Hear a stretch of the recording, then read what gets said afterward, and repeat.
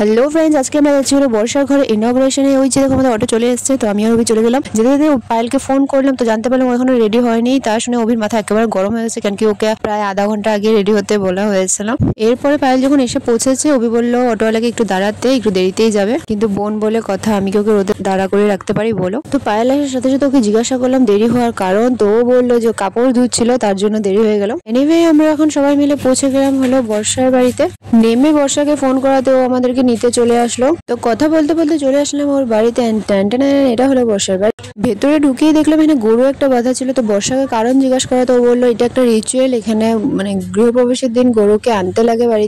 আমি তো এই কথাটা জানতাম না, প্রথমবারই জানলাম। আমার মতন তোমরা কারা কারা জানতে না কমেন্ট করে জানাবে। দেন আমাদেরকে হলদি লাগিয়ে ওয়েলকাম জানালো, যেটাও রিচুয়ালের মধ্যেই পড়ে। চলো এখন তোমাদেরকে বর্ষার বাড়িটা পুরো ঘুরিয়ে দেখাই। প্রথমে ঢুকতেই ডান সাইডে হলো ঠাকুর ঘর, যেখানে পূজা হচ্ছিল। সামনের দিকে ছিল ড্রয়িং রুম, দেন সাইডেই ছিল হলো কিচেন রুম। এখানে যাওয়ার সাথে বর্ষা আমাদেরকে জল অফার করলো। এরপরে ওর বোন আসলো আর আমাদেরকে পুরো ঘর ঘুরানো স্টার্ট করলো। গ্রাউন্ড ফ্লোরে দুটো বেডরুম ছিল, বেশ বড় বড়ই ছিল। এরপর আমরা চলে গেলাম উপরে ফার্স্ট ফ্লোর দেখতে। ফার্স্ট ফ্লোরে এখন পর্যন্ত কোনো কিছু রুম টুম বানানো হয়নি, পুরো ওপেন ছিল, এটাও বানাবে আস্তে আস্তে। এরই মধ্যে বর্ষাও আমাদের সাথে এসে জয়েন করলো। ফার্স্ট ফ্লোরটা আমরা ঘুরলাম ভালোভাবে, দেন কিছুক্ষণ পর আমরা চলে গেলাম হলো সেকেন্ড ফ্লোরে। তো সেকেন্ড ফ্লোরটা বলে ওরা ওপেনই রাখবে, এইভাবে ছাদ সিস্টেম, ভালোই হলো, কাপড় মেলতে সুবিধা হবে। তথাপি ওরা ফাউন্ডেশন তুলে রেখেছিল যদি ফিউচারে গিয়ে কোনো কিছু প্ল্যান হয়। তো এইখানে আমরা অনেকক্ষণ টাইম কাটালাম, ফটো তুললাম, গল্প টল্প করলাম। দেন আমরা চলে গেলাম নিচে গিয়ে নিচের গরুটাকে একটু আদর করছিলাম আমরা। দেন বর্ষা আমাদেরকে এনে দিল একটু স্ন্যাক্স, যেটা আমরা খেলাম। এরপরে হচ্ছিল সেই নিয়মটা যেটার জন্য এই গরুটাকে আনা হয়েছে। ফার্স্টে তো গরুটাকে খাওয়ানো হলো, জল টল খাওয়ানো হলো, সবাই মিলে খুব সেবা যত্ন করলো। দেন ওকে ঘরে ঢুকানো হলো। তো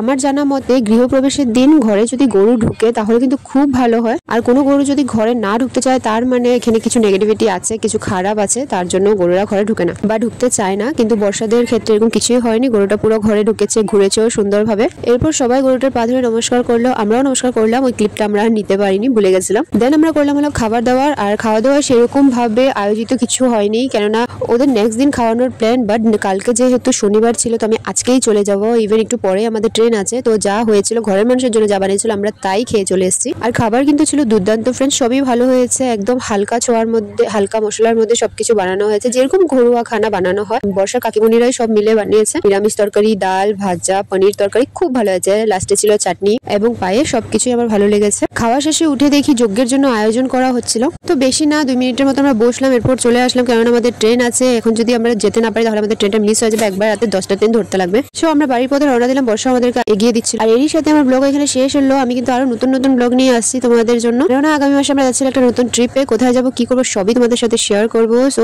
stay tuned and subscribe to my channel. By.